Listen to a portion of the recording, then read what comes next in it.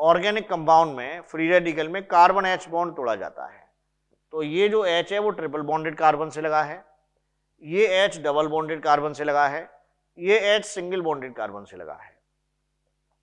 मैं इस carbon H bond को रेडिकल में तोड़ देता हूं, तो इधर carbon radical, triple bonded carbon radical, इधर H रेडिकल, H रेडिकल मैंने लिखा, ये डबल बॉन्डेड कार्बन और H के बीच का बॉन्ड, कार्बन H का बॉन्ड फ्री रेडिकल में तोड़ देता हूं, तो इधर रेडिकल आएगा, डबल बॉन्डेड कार्बन ये रेडिकल, और ये H रेडिकल इधर से, और ये कार्बन H बॉन्ड तोड़ देता हूं फ्री रेडिकल में, ये कार्बन रेडिकल आएगा और इधर H रेडिकल आएगा। अब थोड़ा सा मुझे ये समझना है कि भाई इस बॉन्ड को तोड़ना मुश्किल है या इस बॉन्ड को तोड़ना मुश्किल है या इस बॉन्ड को तोड़ना मुश्किल है, ये समझना है मुझे। तो मेरे दिमाग में एक बात आती है, जिस बॉन्ड की बॉन्ड एनर्जी ज्यादा होगी उसको तोड़ना मुश्किल होगा। हाँ सही है। बॉन्ड एनर्जी क्या होती है? Energy required to break the bond. अब जिस बॉन्ड को तोड़ने में ज्यादा एनर्जी खर्च करनी पड़ेगी हमें,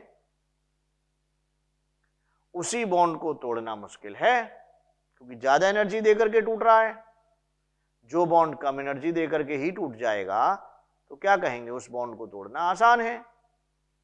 यानी उस बॉन्ड को तोड़ना मुश्किल है जिसकी बॉन्ड एनर्जी ज्यादा है। तो बॉन्ड एनर्जी कंपेयर कर लेते हैं। ये भी कार्बन H बॉन्ड है, ये भी कार्बन H बॉन्ड है, ये भी कार्बन H बॉन्ड है। इस बॉन्ड को कह देता हूं मैं ए बॉन्ड, इस बॉन्ड को कह देता हूं मैं बी बॉन्ड, इस बॉन्ड को कह देता हूं मैं सी बॉन्ड। ठीक। अब मुझे इस कार्बन H बॉन्ड, इस कार्बन H बॉन्ड, इस कार्बन H बॉन्ड की बॉन्ड एनर्जी को कंपेयर करना है। कर लेते हैं। बॉन्ड एनर्जी कंपेयर करने का तरीका क्या होता था? सबसे पहले देखते थे बॉन्ड ऑर्डर, कि बॉन्ड ऑर्डर ज्यादा है तो बॉन्ड एनर्जी ज्यादा होगा। बॉन्ड ऑर्डर ज्यादा है मतलब एटम के बीच में बॉन्ड ज्यादा होंगे, तो बॉन्ड को तोड़ने में ज्यादा एनर्जी खर्च हो जाएगी, तो बॉन्ड एनर्जी ज्यादा होगी। जैसे मैं ये कहने लगूं कि भाई एक बॉन्ड है मेरे पास ए डबल बॉन्ड बी, और एक बॉन्ड है मेरे पास ए सिंगल बॉन्ड बी, किसकी बॉन्ड एनर्जी ज्यादा होगी? ए डबल बॉन्ड बी की बॉन्ड एनर्जी ज्यादा होगी। क्यों? सीधे सीधे मतलब निकल गया यहाँ। तो भाई इसमें इस बॉन्ड को तोड़ोगे तो दो बॉन्ड तोड़ने पड़ेंगे, इस बॉन्ड को तोड़ोगे तो एक बॉन्ड तोड़ना पड़ेगा, तो जाहिर सी बात है इसकी बॉन्ड एनर्जी इससे ज्यादा है। अब मैं कहूँ ए और बी बॉन्ड का बॉन्ड ऑर्डर क्या है? 2। बॉन्ड ऑर्डर क्या होता है? Number of bond between the atom, यही बॉन्ड ऑर्डर होता है। एटम के बीच में कितने बॉन्ड हैं? 2, तो बॉन्ड ऑर्डर 2 हो गया। एटम के बीच में कितने बॉन्ड हैं? 1, तो बॉन्ड ऑर्डर 1 हो गया। तो इसका बॉन्ड ऑर्डर ज्यादा है, तो यहाँ बॉन्ड ज्यादा है मतलब तो बॉन्ड एनर्जी ज्यादा आएगी। तो हम ऐसे ही तो करते थे, हम कहते थे कि बॉन्ड ऑर्डर ज्यादा होगा तो बॉन्ड एनर्जी ज्यादा होगी। फिर बॉन्ड ऑर्डर सेम आ जाता था तो क्या कहते थे? बॉन्ड ऑर्डर जब सेम आता था तो कहते थे higher the difference between electronegativity of atom more will be bond energy. तब ऐसा बोलते थे। पढ़ा था हमने पहले कभी? हाँ पढ़ा था। कहाँ पढ़ा था? थर्मोकेमिस्ट्री में पढ़ा, केमिकल बॉन्डिंग में भी कुछ पढ़ा, ये पढ़ा था हमने। आप जाके नोट्स में देखिएगा, हमने बॉन्ड एनर्जी कंपेयर करना सीखा है, थर्मोकेमिस्ट्री में सीखा, केमिकल बॉन्डिंग में सीखा। और फिर बोल रहा हूं लाइने में, पहली लाइन क्या बोली? बॉन्ड ऑर्डर ज्यादा, बॉन्ड एनर्जी ज्यादा। बॉन्ड ऑर्डर सेम तो higher the difference between electronegativity of atoms more will be bond energy. देखूं जरा क्या है ये। कार्बन H बॉन्ड का bond order 1, carbon H bond का bond order 1, carbon H bond का bond order 1, bond order same. अब क्या करूं? अब एटम के इलेक्ट्रोनेगेटिविटी में अंतर देखूं।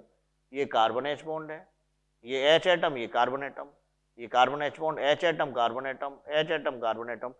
तो ये भी कार्बन H एटम के बीच का बॉन्ड है, ये भी कार्बन H एटम के बीच का बॉन्ड है, ये भी कार्बन H एटम के बीच का बॉन्ड है।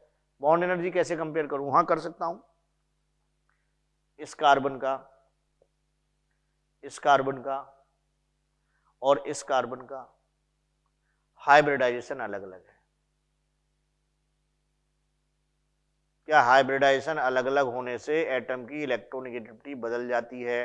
हाँ, बिल्कुल बदल जाती है। तो ये कार्बन तो है sp, ये कार्बन है sp2, ये कार्बन है sp3। ज़्यादा इलेक्ट्रोनेगेटिविटी किसकी होती है? sp वाले की होती है, फिर sp2 वाले की होती थी, फिर sp3 वाले की होती थी। यानी इस कार्बन की इलेक्ट्रोनेगेटिविटी ज़्यादा होगी, फिर इसकी आएगी कम हो गई, थोड़ा और कम हो गई। यानी सबसे ज़्यादा इलेक्ट्रोनेगेटिव कार्बन कौन सा है? ये वाला है। सबसे ज़्यादा इलेक्ट्रोनेगेटिव कार्बन ये है। अगर ये सबसे ज़्यादा इलेक्ट्रोनेगेटिव कार्बन है तो यहाँ कार्बन H के बीच का इलेक्ट्रोनेगेटिविटी डिफरेंस ज़्यादा है, और इलेक्ट्रोनेगेटिविटी डिफरेंस ज़्यादा है तो इस बॉन्ड की बॉन्ड एनर्जी ज़्यादा है। फिर ये sp2 है, sp2 तो इसकी इलेक्ट्रोनेगेटिविटी थोड़ा सा इससे कम है, तो यहाँ इलेक्ट्रोनेगेटिविटी डिफरेंस थोड़ा कम है, तो फिर इसकी बॉन्ड एनर्जी इस वाले बॉन्ड की बॉन्ड एनर्जी से कम है। इधर आई sp3 है, यहाँ इलेक्ट्रोनेगेटिविटी डिफरेंस और भी कम है, इस कार्बन H की बॉन्ड एनर्जी इस वाले से भी कम है। यानी कि ये जो तीन बॉन्ड लिखे हैं मैंने, कार्बन H बॉन्ड, एक A, एक B और एक C, अगर मैं बॉन्ड एनर्जी का सीक्वेंस निकालूं तो A greater than B greater than C ये आने वाला है। सही है। अब बस मेरा काम बन गया, मुझे यही तो समझना था थोड़ा सा। क्या काम बना? ये बॉन्ड मुश्किल से टूटेगा, इसको मुश्किल से तोड़ पाएंगे, बॉन्ड एनर्जी ज्यादा है। इसका मतलब मुश्किल से टूटेगा ये बॉन्ड, इसका मतलब ये फ्री रेडिकल मुश्किल से बनेगा।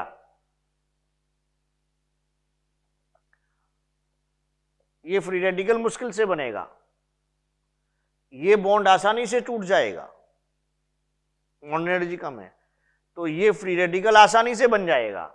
भाई ये फ्री रेडिकल आसानी से बना, जो प्रोडक्ट आसानी से बन गया, क्या कहा जाए उसको? स्टेबल की अनस्टेबल? भाई उसे स्टेबल कहा जाएगा। स्टेबल प्रोडक्ट ही तो जल्दी बनता है, और ये बना जल्दी, तो इस कार्बन की स्टेबिलिटी इस वाले कार्बन से ज्यादा आई, और इस कार्बन की स्टेबिलिटी, कार्बन रेडिकल की स्टेबिलिटी इस वाले रेडिकल से ज्यादा आई। यानी इस फ्री रेडिकल की स्टेबिलिटी सबसे ज्यादा है, ये मुश्किल से बनाया तो इस फ्री रेडिकल की स्टेबिलिटी सबसे कम है। इसका मतलब सबसे ज्यादा फ्री रेडिकल जो स्टेबल है वो ये है, उसके बाद फिर ये है, उसके बाद फिर ये है। मतलब अब फाइनल लाइन बोलिए, ये बार बार बातें मत करिए इधर उधर की, फाइनल लाइन बोलिए जो कि हमारी मदद कर दे, जो बच्चों की मदद कर दे। फाइनल लाइन ये है कि सिंगल बॉन्डेड कार्बन वाला रेडिकल सबसे ज्यादा स्टेबल होता है, फिर डबल बॉन्डेड कार्बन वाला रेडिकल आता है, फिर ट्रिपल बॉन्डेड कार्बन वाला रेडिकल आता है। तो बस यही फाइनल लाइन है कि सिंगल बॉन्डेड कार्बन पर लगा हुआ रेडिकल ज्यादा स्टेबल होगा, डबल बॉन्डेड कार्बन पर लगा हुआ रेडिकल थोड़ा कम स्टेबल होगा, ट्रिपल बॉन्डेड कार्बन पर लगा हुआ रेडिकल और कम स्टेबल होगा।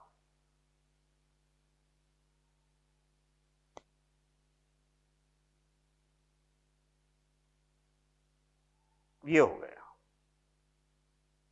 ठीक, मैंने सबसे पहला पॉइंट ये पढ़ा है।